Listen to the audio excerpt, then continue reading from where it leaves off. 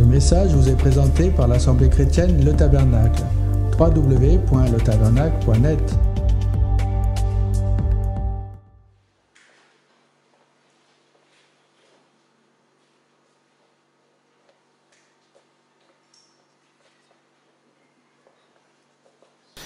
Est-ce que tu crois ce matin que Dieu est tout-puissant ?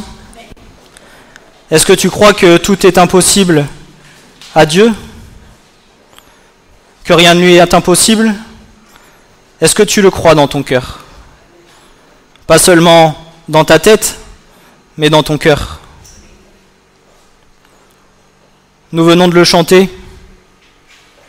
Et la parole de Dieu dit que rien n'est impossible à celui qui croit. Alors crois ce que Dieu te dit dans ton cœur. Crois-le sincèrement. Ce matin, le sujet que je désire partager avec vous est un sujet sensible auquel nous sommes tous confrontés. Ce matin, je vais vous poser une question et vous répondrez par vous-même. Qui aujourd'hui n'a pas de souffrance dans son cœur ? Qui est-ce qui ne souffre pas aujourd'hui ?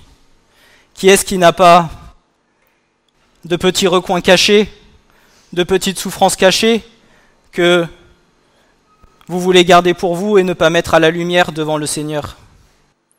Vous savez, parfois, j'ai cette image qui m'est venue, quand vous avez un peu mal au dos, que vous allez chez l'ostéopathe, qu'elle commence à vous travailler les muscles, qu'elle commence à vous travailler les nerfs. À un moment donné, elle va appuyer sur un point où « aïe !» ça fait mal. Pourtant, cette douleur, avant que la personne n'ait appuyé dessus, vous ne la sentiez pas parce que, quelque part, vous aviez occulté complètement cette souffrance. Pourtant, le Seigneur, lui, il va venir et il va venir appuyer à un moment donné là où ça fait mal. Non pas pour que vous ayez mal, mais pour que, au contraire, vous sentiez que vous voulez être libéré de cette douleur.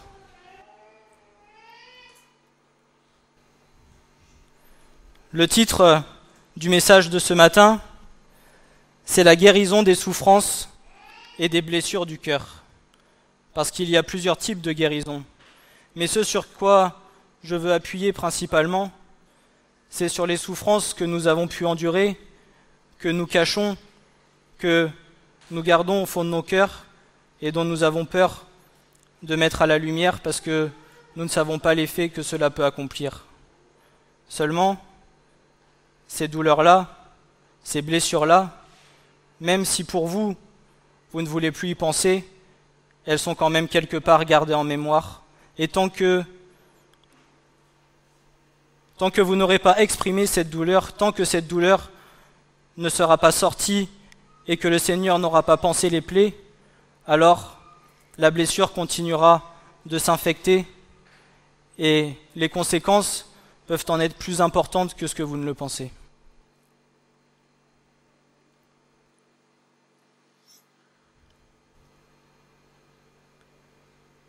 Chacun d'entre nous avons des chemins et des parcours de vie différents. Avant même que le Seigneur vienne à notre rencontre, tout ce par quoi nous sommes passés était voulu de lui. Les choix que nous avons faits, les personnes que nous avons rencontrées, les épreuves auxquelles nous avons dû faire face, les moments de difficulté par lesquels nous sommes passés, tout cela aura un impact à court, moyen ou long terme sur chacune de nos vies, ayant entraîné des blessures ou des souffrances selon ce que nous avons vécu. Certaines de ces blessures viendront à cicatriser et se guérir facilement et rapidement, tandis que d'autres, beaucoup plus douloureuses dans le cœur de l'homme, car l'impact en aura été plus violent, viendront à s'infecter, créer une sorte de gangrène, empêchant toute cicatrisation et toute guérison qui nous fera souffrir continuellement. Nous devons prendre conscience que les blessures intérieures liées à notre vécu sont bien plus dures à guérir que les blessures physiques que nous pouvons rencontrer. Une blessure physique nous fera souffrir un moment, puis avec le temps et le fonctionnement extraordinaire de la régénération des cellules du corps, la plaie viendra à se cicatriser, ôtant de nous la douleur. Tandis qu'une blessure du cœur ne pourra-t-elle guérir qu'à partir du moment où nous-mêmes, nous aurons le désir de vouloir être libérés de cette douleur qui nous pèse, qui nous fait souffrir, étant comme un fardeau que nous portons ou que nous tirons comme un boulet au pied, étant continuellement un objet de chute où nous prenons peine à nous redresser jusqu'à épuisement de nos forces, par lequel parfois certains ne se relèvent plus jamais, tellement la souffrance est grande. Les blessures intérieures que nous avons sont plus difficiles à guérir. Pourquoi ? Lorsque on vous met un coup de poing dans la figure ou lorsque vous tombez par terre et que vous vous éraflez le genou, rapidement, vous allez cicatriser, rapidement, la blessure va guérir. Seulement, la blessure intérieure, ça va être comme un fardeau pour vous que vous allez porter chaque jour de votre vie. Parfois, vous allez vouloir l'occulter, le mettre de côté, veut dire « Seigneur, arrête, je ne veux plus penser à ça, ôte ça de mes pensées. » Seulement, tant que cette chose-là ne sera pas sortie, tant que le Seigneur ne sera pas venu panser la plaie par sa grâce, par son sang, par son amour et par son pardon, alors la plaie continuera sans cesse de s'infecter et de vous faire mal. Le Seigneur nous le dit, déposez vos fardeaux, déposez vos armes, arrêtez de vous fatiguer. Mais nous, parfois, nous sommes tellement entêtés et pensons tellement que nous pouvons régler les problèmes par nous-mêmes, que nous sommes plus forts, que nous n'avons pas besoin de Dieu. Si tu n'avais pas besoin de Dieu, dès le départ, déjà ton problème aurait été réglé. Seulement, si 10 ans, 15 ans, 5 ans après, le problème n'est toujours pas réglé, remets-toi en question, repens-toi et demande au Seigneur qu'il vienne panser la plaie de ton cœur.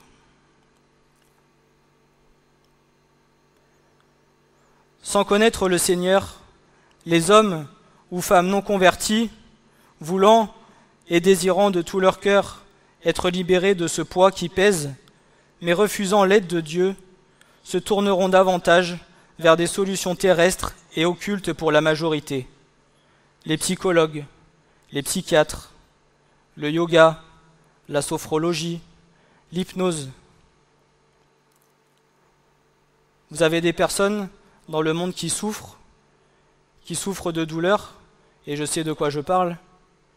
Combien de fois mes parents m'ont emmené chez les psychologues pour que je règle mes problèmes. À la sortie, bizarrement, ça n'a rien changé. La seule chose qui a pu en partie régler les douleurs que j'avais dans mon cœur, et Dieu sait combien j'en ai encore, c'est uniquement le Seigneur.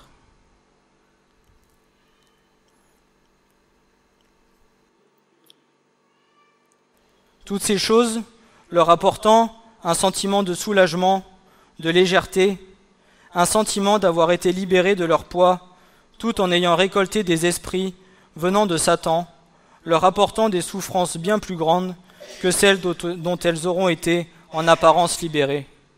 Lorsque vous allez aller faire de l'hypnose, ou du yoga, ou de la sophrologie, beaucoup vous diront qu'en sortant de chez la personne, elles se sentent plus libres, plus légères, elles se sentent soulagées, seulement elles ne savent pas ce qu'elles ont récolté derrière. Nous, la grâce que nous avons, c'est que nous avons rencontré le Seigneur. Le Seigneur qui est le rémunérateur de notre foi. Le Seigneur qui a été à la croix, à Golgotha. Pourquoi croyez-vous que son sang a coulé ?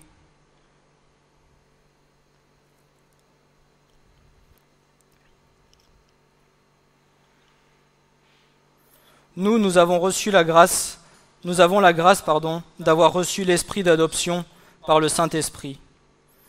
Nous qui avons été convaincus de péché, de justice et de jugement, proclamant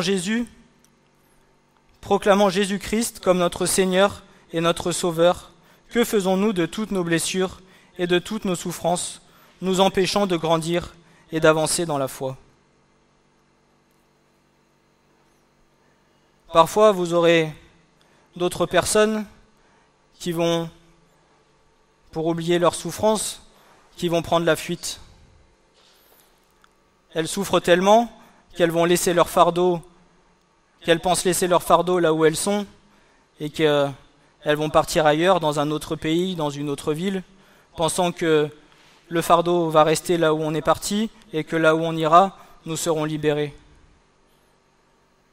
Si je peux me permettre de vous donner vaguement mon témoignage, lorsque je n'étais pas bien en tant qu'enfant, que j'avais beaucoup de souffrances, que j'avais beaucoup souffert, à un moment donné, je ne savais plus qui j'étais,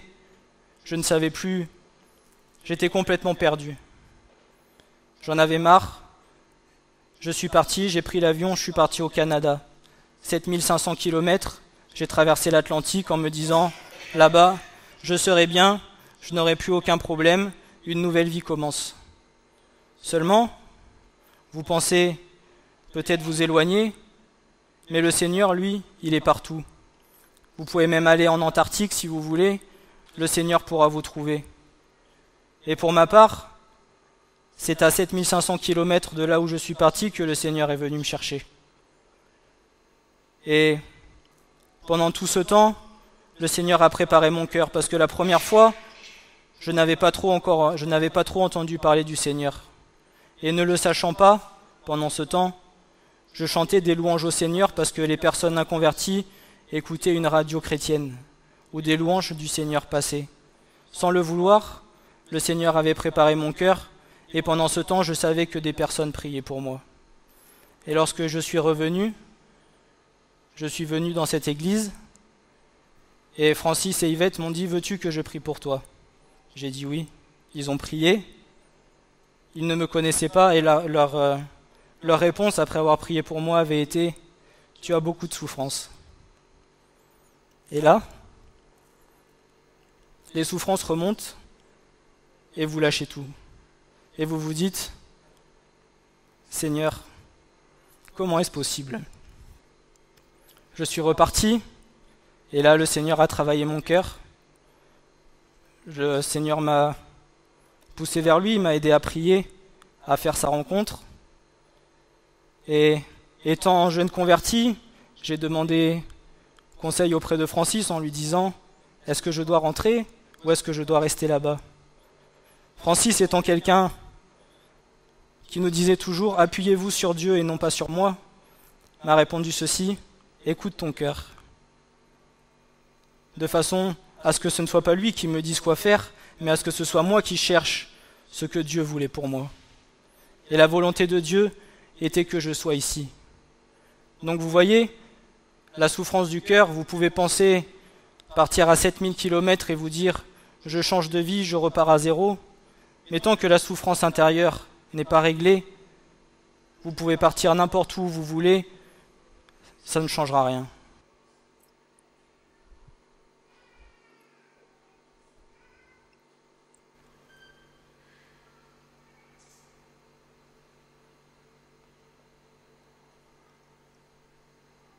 En tant qu'enfants de Dieu, crions-nous à Christ afin de lui demander la guérison? Ou est-ce que nous nous lamentons sur nous-mêmes, pensant régler le problème seul? Est-ce que nous enfouissons nos blessures au fond d'un vieux tiroir du grenier, pensant qu'avec le temps, la blessure sera oubliée et cicatrisée? Soyons honnêtes envers nous-mêmes. Nous avons tendance à garder toutes ces choses enfouis dans nos cœurs, ne laissant pas la place au Seigneur d'agir et nous traînant le boulet au pied jusqu'à épuisement, ou peut-être à ce moment-là, nous capitulerons et déposerons les armes. Mais ne vous en faites pas, c'est sans compter sur l'amour inconditionnel de notre Seigneur, que même si nous voulons garder ces choses enfouies, lui les fera ressortir tôt ou tard à la lumière, avec ou sans notre accord, avec une douleur qui ne sera pas des moindres, mais qui nous permettra d'être totalement libres en lui et être libéré de tout le poids qui nous fait tant souffrir, car ce qu'il veut, ce sont des enfants de paix, remplis de paix et de joie. Ces souffrances vont venir t'empêcher de vivre dans la pleine liberté du Christ, dans la pleine liberté du Seigneur. Ces souffrances vont venir te voler ta joie, vont venir te voler ta paix. Et l'ennemi, qui est malin, qui est rusé, saura comment jouer de toutes ces choses afin que tu n'arrives pas au but final. Parce que tant que ces souffrances ne sont pas guéries, tant que ces souffrances ne sont pas cicatrisées, ça laisse à l'ennemi un droit sur toi.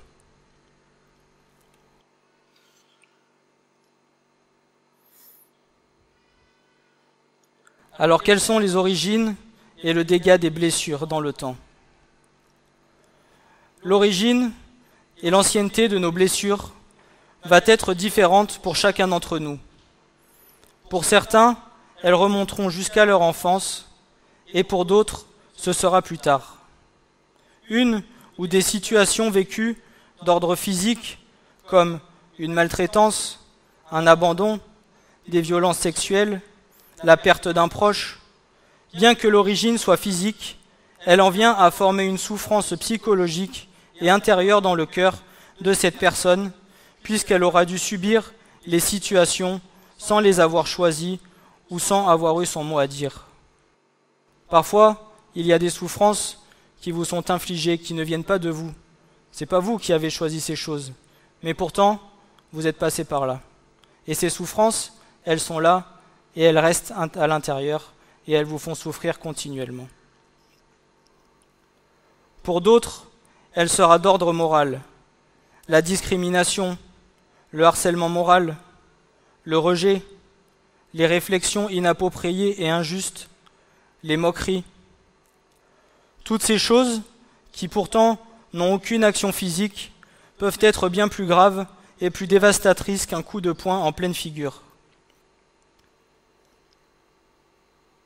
Une parole, à travers la langue de l'homme, peut être plus destructrice qu'un coup physique, car celle-ci va véhiculer et semer quelque chose dans le cœur de la personne qui la réceptionne.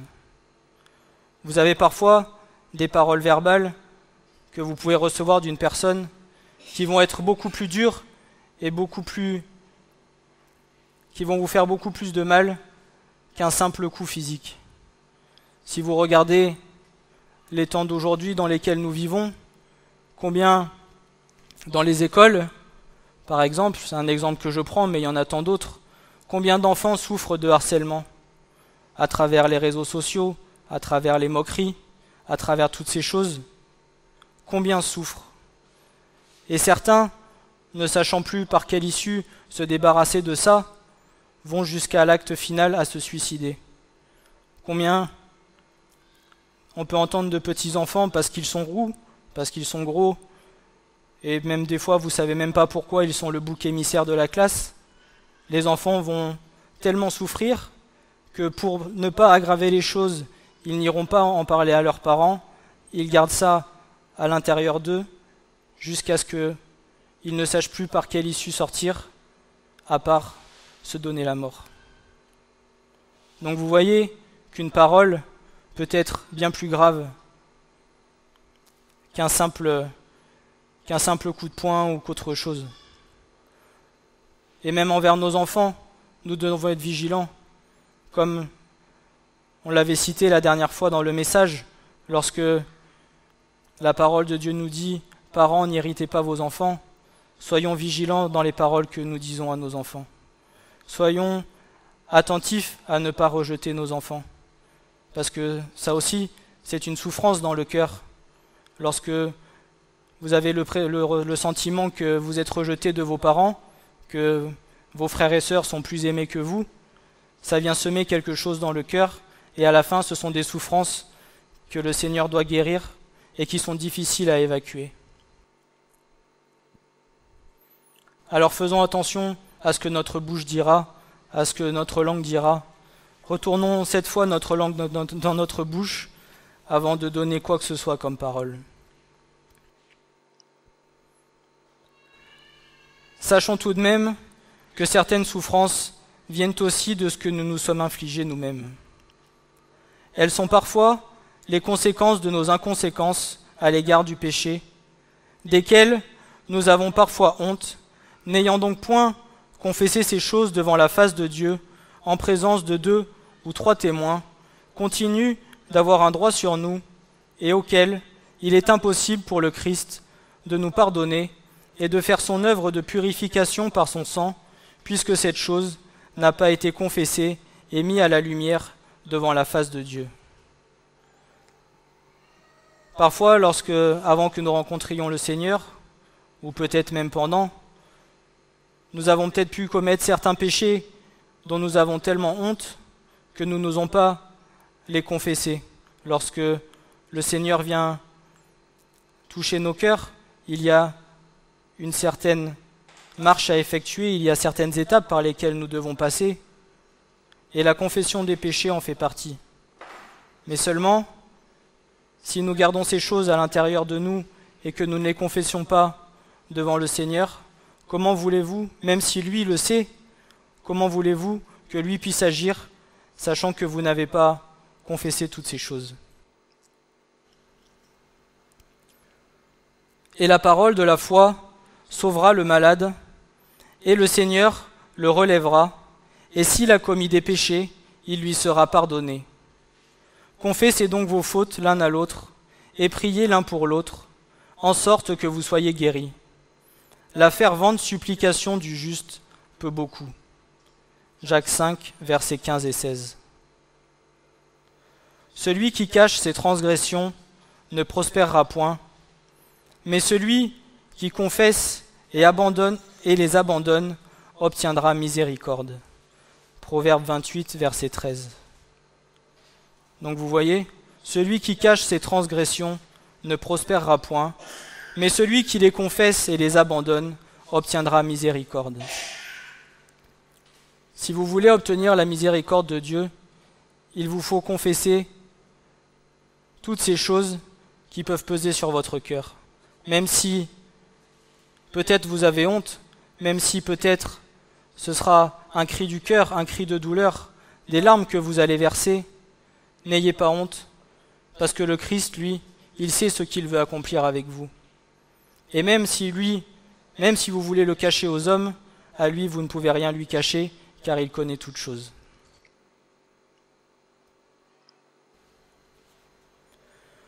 Contrairement à ce que beaucoup de personnes croient, ignorer ou refouler les blessures du passé n'effaceront et n'enlèveront en rien les souffrances que celles-ci peuvent nous affliger et ne permettra pas notre guérison.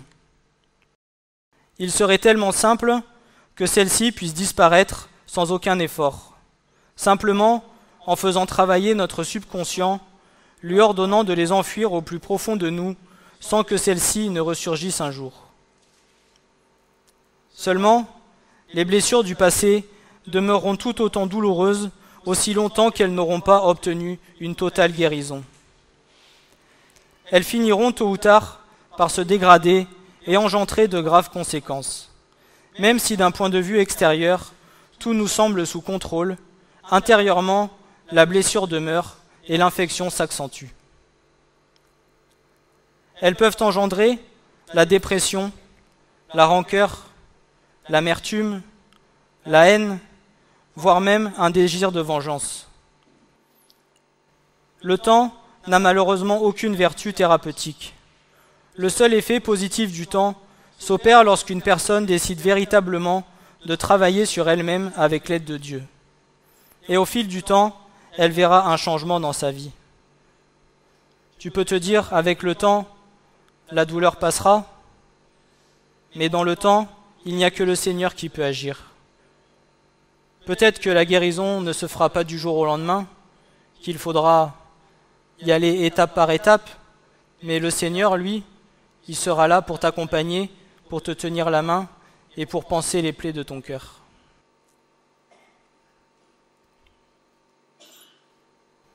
De plus, nous devons comprendre que lorsque le Seigneur se manifeste dans nos vies, il nous purifie de toutes nos œuvres mortes et fait une nouvelle créature. Il nous fait passer de la mort à la vie. Même si nous avons été transformés, lavés et rachetés par le sang du Christ, nous demeurons dans un corps de péché. Notre vécu, qu'il ait été dans la joie ou dans la souffrance, demeure dans nos membres. Christ fera de notre cœur un chant nouveau, mais nous avons, nous aussi, par la suite, notre part à faire. Prenons cette parabole. Le chant représentant le cœur de l'homme, les pierres représentant les souffrances. Avez-vous déjà essayé de faire pousser du blé sur un sol rocailleux? Prenez la parabole du semeur.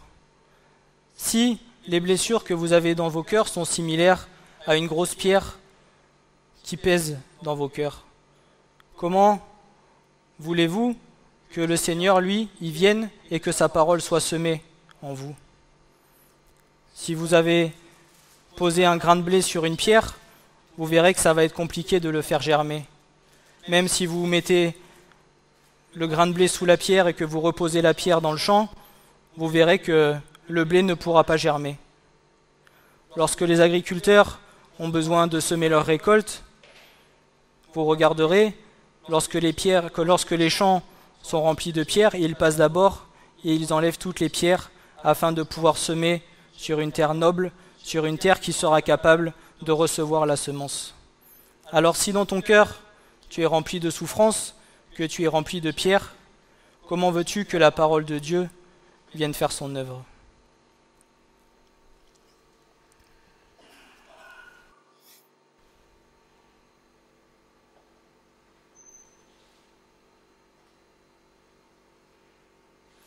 Tant que ces pierres ne seront pas ôtées, elles seront un obstacle pour notre croissance dans la foi et elles empêcheront Dieu de faire son œuvre. Il nous faut aussi prendre en compte les œuvres de l'ennemi. Ayant souvent tendance à savoir se faire oublier, nous ne devons pas négliger son côté rusé et malin.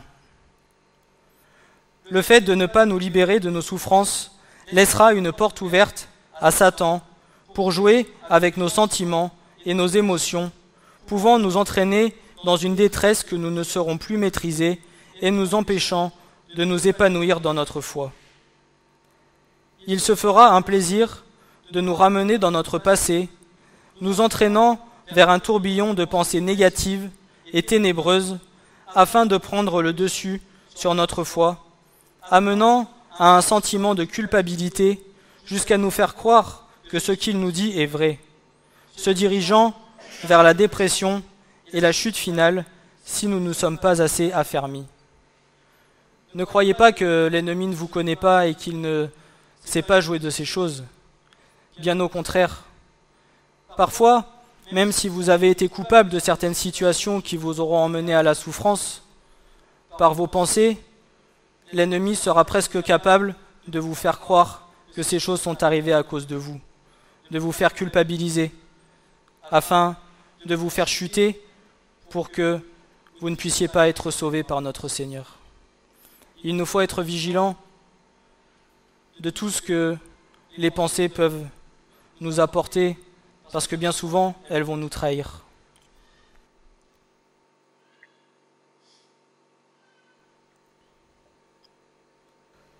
D'autres de nos souffrances peuvent aussi subvenir une fois que nous avons rencontré le Seigneur. La différence entre l'avant et l'après, c'est qu'avant, nous ne savions pas par quelle issue nous allions pouvoir nous en sortir et évacuer la souffrance qui est en nous, afin d'être libérés et guéris. Tandis qu'une fois que nous avons reçu l'Esprit Saint et accepté le Christ, lui est capable d'ôter toutes les souffrances de nos cœurs par son pardon et son amour. Ce que nous devons comprendre, c'est que certaines de nos blessures, même celles que nous avons eues sans connaître le Seigneur, ne sont que formatrices et bénéfiques pour notre marche et croissance spirituelle, si du moins nous acceptons de les mettre au bénéfice de notre foi plutôt que de nous les infliger à nous-mêmes, nous emportant dans la détresse et la souffrance continuelle. Dieu connaît toute situation et la vision prophétique de la souffrance par laquelle nous passons. Tout ce que tu vis, tous les chemins par lesquelles tu passes, toutes les souffrances par lesquelles tu peux passer, même si c'était un temps où tu ne connaissais pas encore le Seigneur, elles te seront bénéfiques pour plus tard. Toi, tu ne le vois pas parce que tu n'as pas encore la vision prophétique de Dieu. Tu ne sais pas ce à quoi Dieu t'appelle et ce qu'il veut accomplir avec toi. Mais parfois, par exemple, si vous êtes délaissé de vos amis, que quand vous êtes jeune, que vous êtes mis à l'écart, peut-être que pour plus tard, le Seigneur vous prépare au service. Parce que peut-être qu'il vous appelle à ce que vous soyez seul, à ce que vous deviez vivre seul, à ce que vous deviez le servir seul, sans votre famille. Vous êtes seul devant le Seigneur. Et peut-être que ces souffrances qui sur le moment sont dures, vous préparent vos cœurs à peut-être accomplir l'œuvre que le Seigneur voudra faire avec vous.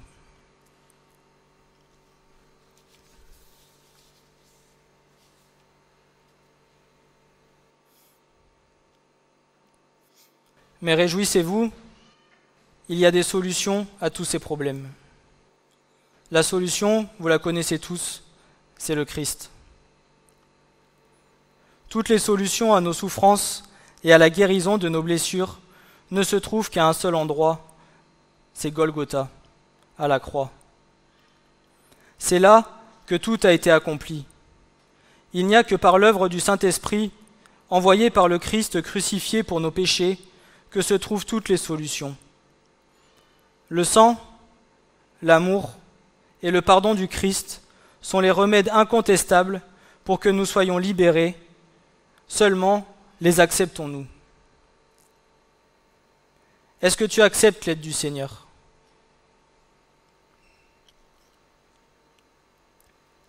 Christ ne désire qu'une seule chose, c'est que nous soyons définitivement libérés de tout ce qui nous pèse et nous empêche de croître dans notre marche. Même que nous ayons enfoui nos souffrances jusqu'au plus profond de notre être, n'oublions pas que nous ne pouvons rien cacher à Dieu. Il nous connaît mieux que nous-mêmes. Un jour ou l'autre, Dieu peut permettre que par une situation quelconque, une discussion, un partage avec un frère ou une sœur, il vienne faire rejaillir nos souffrances afin qu'elles soient mises à la lumière de Christ, nous donnant l'opportunité de pouvoir le prier et demander la prière aux anciens, aux frères et aux sœurs de l'Église pour recevoir la guérison de notre âme. Vous allez avoir certaines souffrances que vous allez pouvoir occulter pendant un temps, et vous ne savez pas pourquoi, à un moment donné, par une situation quelconque, le Seigneur vient et fait ressortir cette souffrance. Ce n'est pas pour vous faire du mal qu'il le fait, c'est pour qu'au contraire, vous puissiez lui confesser ces choses et que vous puissiez crier à lui afin d'être libérés.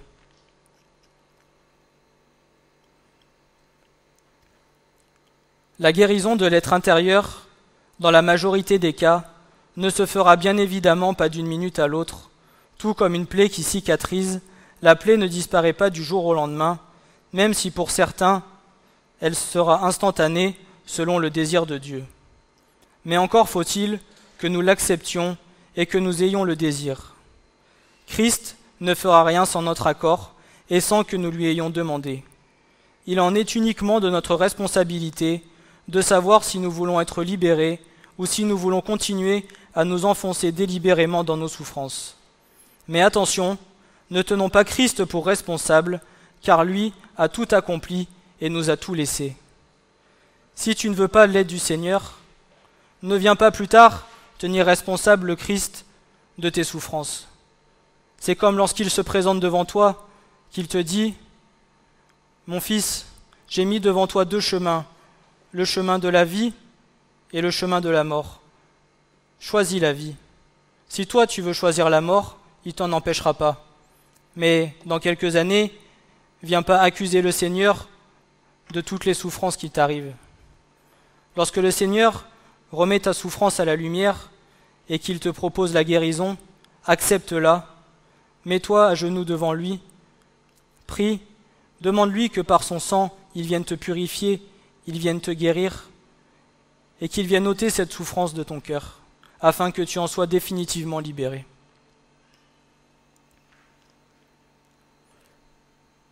De plus, ne pensons pas que nous pouvons agir sans l'aide de Christ, car il nous a clairement annoncé « Sans moi, vous ne pouvez rien faire ».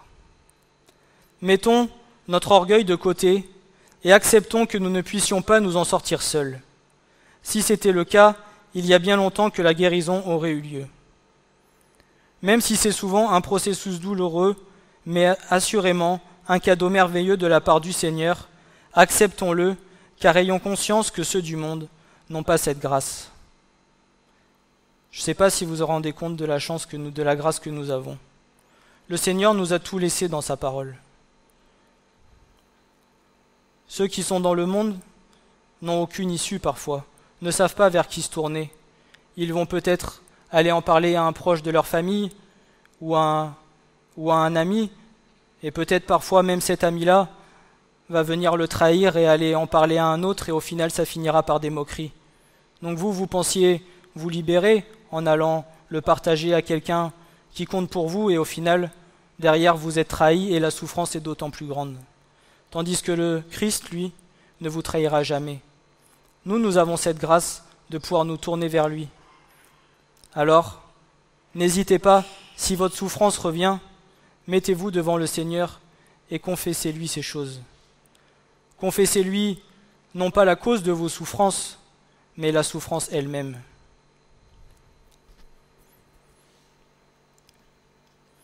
Afin de pouvoir recevoir la guérison de nos blessures, nous avons besoin de l'aide du Seigneur pour apprendre à pardonner à ceux qui ont pu nous offenser, tout comme lui aussi nous en a pardonné. C'est là aussi que le travail se fait. Apprendre à pardonner permettra d'accélérer le phénomène de cicatrisation. Si ta souffrance est due à une personne, mais que tu n'es pas capable, dans ton cœur, je dis bien dans ton cœur, non pas simplement dans ta tête ou verbalement, mais dans ton cœur, de pardonner à cette personne, comment veux-tu que l'œuvre de restauration se fasse ?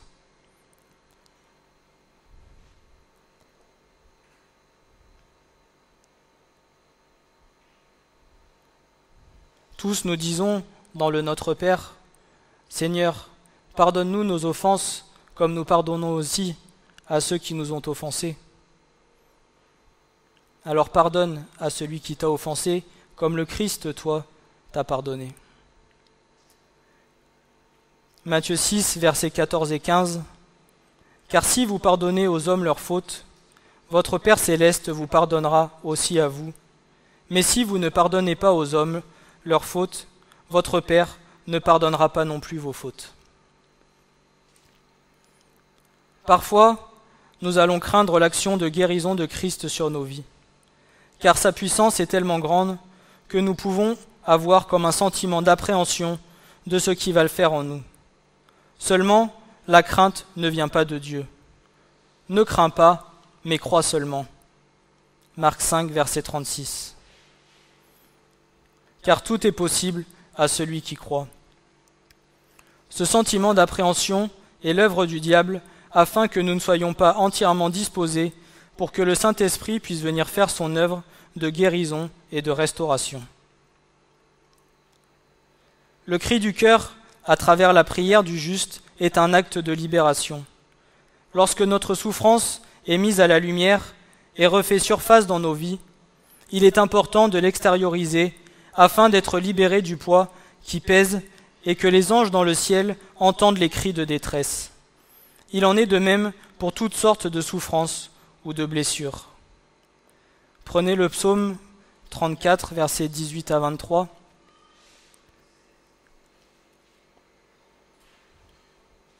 Écoutez ce qu'il est écrit. Quand les justes crient, l'Éternel entend, et il les délivre de toute leur détresse. L'Éternel est près de ceux qui ont le cœur brisé, et il sauve ceux qui ont l'esprit dans l'abattement. Le malheur atteint souvent le juste, mais l'Éternel l'en délivre toujours. Il garde tous ses os, aucun d'eux n'est brisé. Le malheur tue le méchant, et les ennemis du juste sont châtiés. L'Éternel délivre l'âme de ses serviteurs, et tous ceux qui l'ont pour refuge échappent au châtiment. La guérison se fera dans les larmes et la douleur, mais ce n'est pas seul que nous passerons par cette étape. Dans toute situation, le Seigneur veille et nous accompagne. De plus que c'est lui qui agit et qui fait son œuvre. Toute larme versée sera précieusement conservée dans sa mémoire. Il en gardera les traces afin de nous réconforter selon ce que nous aurons souffert sur cette terre. Pour chaque épreuve au cours de laquelle nous restons fidèles à Dieu, nous récolterons avec abondance la joie et la gloire lorsque nous serons auprès de lui. Par la suite, une œuvre de reconstruction et de restauration devra se faire. Cette œuvre, c'est le Christ lui-même qui l'accomplit. Celle-ci sera d'autant plus merveilleuse et plus magnifique que l'original, puisque cette restauration sera d'ordre spirituel et non charnel. Comme je l'ai déjà dit, si tu as besoin de pleurer, pleure. Le Seigneur, lui, il récolte toutes les larmes de ton cœur. Et plus tard, il les mettra au bénéfice de la joie et de la paix dans le royaume. Et lorsque la reconstruction de ton cœur devra se faire, la reconstruction qu'il fera lui-même sera d'autant plus belle que celle qui a été brisée, puisque c'est lui-même qui l'aura faite, et ce ne sera pas lorsque tu étais dans la chair que ces choses se feront, mais ce sera une fois que tu auras rencontré le Seigneur et que tu auras été transformé.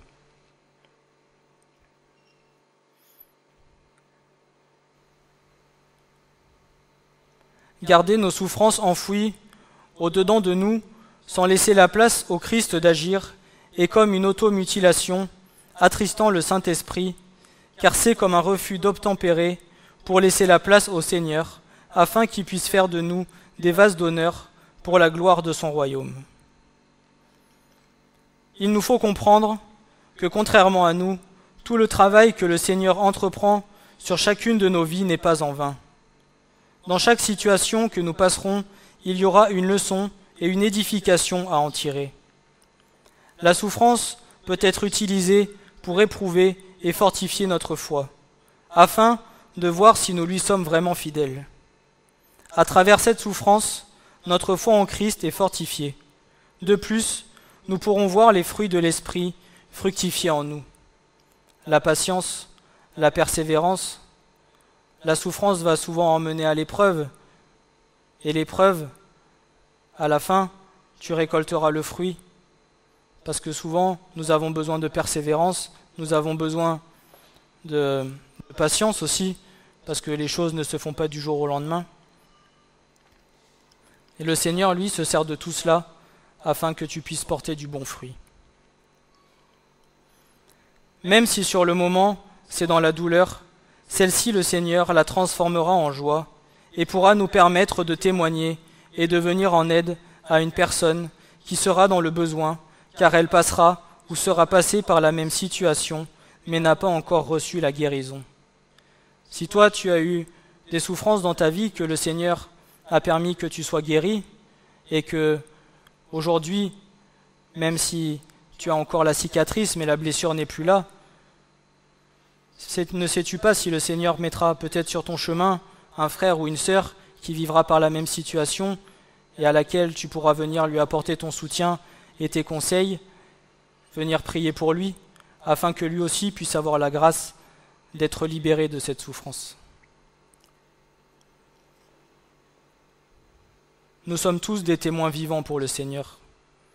Tout ce par quoi nous passons a un but précis pour Dieu. 2 Corinthiens 1, versets 3 à 7. Béni soit le Dieu et Père de notre Seigneur Jésus-Christ, le Père des miséricordes et le Dieu de toute consolation, qui nous console à l'égard de toute notre affliction, afin que nous soyons capables de consoler ceux qui sont dans quelque affliction que ce soit, par la consolation dont nous sommes nous-mêmes consolés de Dieu. Car, comme les souffrances du Christ abondent à notre égard, ainsi, par le Christ, notre consolation aussi abonde. Et soit que nous soyons affligés, c'est pour votre consolation et votre salut qui est opéré en ce que vous endurez les mêmes souffrances, que nous aussi nous souffrons, et notre espérance à votre égard est ferme.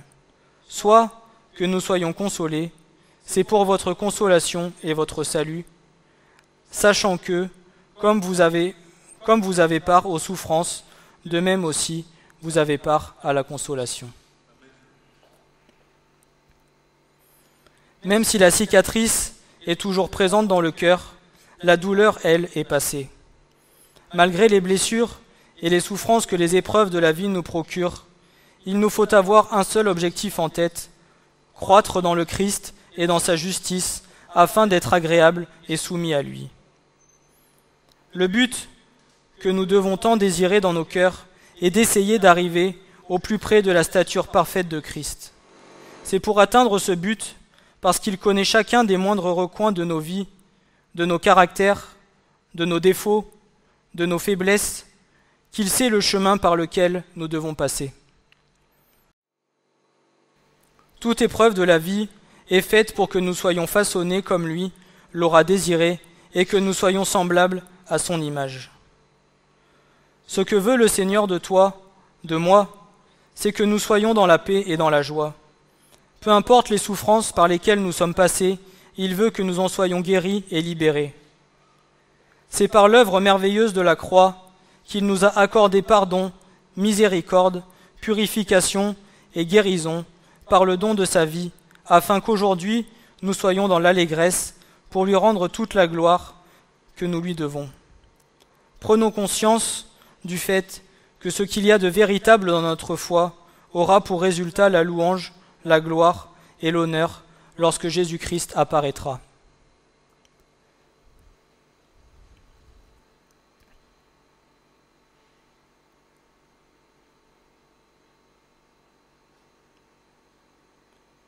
Si tu ne veux pas de la guérison de Christ aujourd'hui, pose-toi la question de savoir si, quelque part, tu ne le renies pas.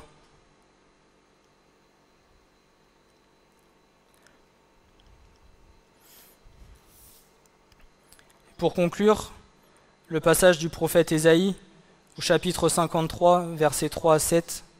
« Méprisé et abandonné des hommes, homme de douleur et habitué à la souffrance, semblable à celui dont on détourne le visage, nous l'avons dédaigné, nous n'avons fait de lui aucun cas. Cependant, ce sont nos souffrances qu'il a portées, c'est de nos douleurs qu'il s'est chargé, et nous l'avons considéré comme puni, frappé de Dieu et humilié. Mais il était blessé pour nos péchés, brisé pour nos iniquités.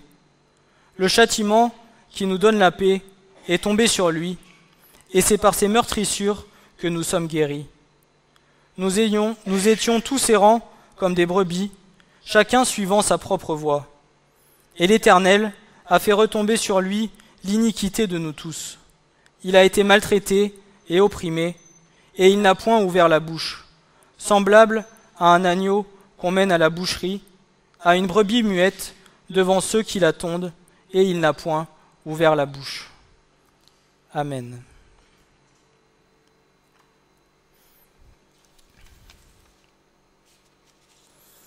Toutes les souffrances que tu portes, Christ les a portées à la croix pour toi. Christ a été à la croix pour toi, comme un agneau qu'on mène à l'abattoir.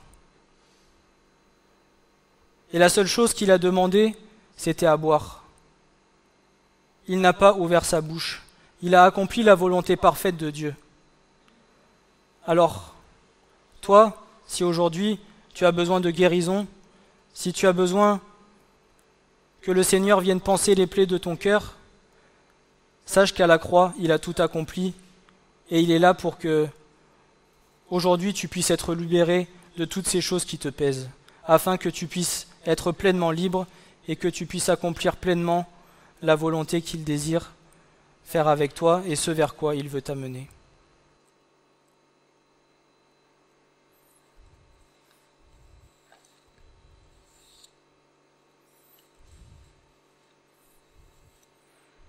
Et évitons parfois aussi d'avoir des comportements égoïstes en pensant toujours à nous-mêmes, en nous disant que ce qui nous arrive, c'est parce que le Seigneur nous en veut, ou toutes ces choses-là, tout ce genre de réflexion que l'on peut se faire.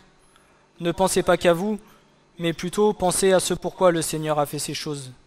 Posez-vous ces questions. Il y a parfois des parents peut-être qui vont perdre leur enfant à un certain âge, ou perdre leur conjoint ou autre. Peut-être en voulez-vous au Seigneur, mais posez-vous plutôt la question de savoir pourquoi le Seigneur l'a repris. Peut-être, dans les années qui viennent, votre enfant par exemple, peut-être aurait-il fait des choses qui n'auraient pas été agréables au Seigneur, et le Seigneur a préféré l'enlever maintenant, afin qu'il soit pleinement dans le royaume des cieux, plutôt que d'aller dans le royaume des ténèbres. Je dis ça comme ça, mais il y a plein d'hypothèses, mais seul le Seigneur sait. Alors ne pensez pas que les souffrances que vous endurez sont une punition, bien au contraire. C'est que le Seigneur désire accomplir quelque chose de parfait avec vous. Que le Seigneur vous fortifie, qu'il vous aide et vous accompagne tout au long de cette semaine et qu'il vous bénisse. Dans le nom de Jésus.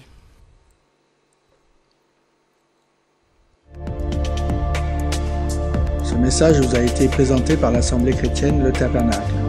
www.letabernacle.net